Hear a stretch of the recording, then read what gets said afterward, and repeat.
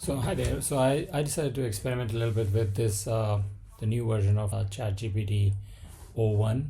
So how you do it is go here and pick the O1 preview version.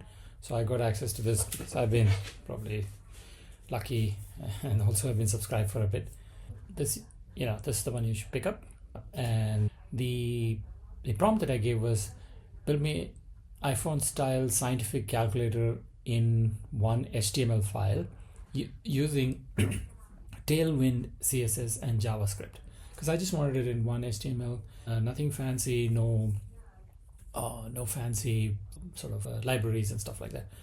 So the ChatGPT O1 thought for 45 seconds, and you can see the chain of reasoning here. It went from crafting the calculator and enhancing the functionality, crafting the layout, then designing it, checking visual accuracy, setting it up, understanding the buttons, unveiling the calculator. So that's where it gave me this huge code. Happened all fairly fast. Okay, slightly more time taking than the if I was doing it on, let's say, ChatGPT 4.0. Yeah, and it got this, gave me some instructions on what to do. So I copied all this and put it into a file. I used text edit here, ignore the name, and I just copied it there and saved it as an HTML file.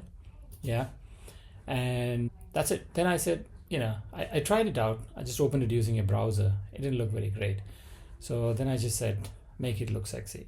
I mean, hey, that's the prompt I could think of, and thought for about 27 seconds. That's a pretty long time. And it came up with an enhanced design and interface and give me the full code again.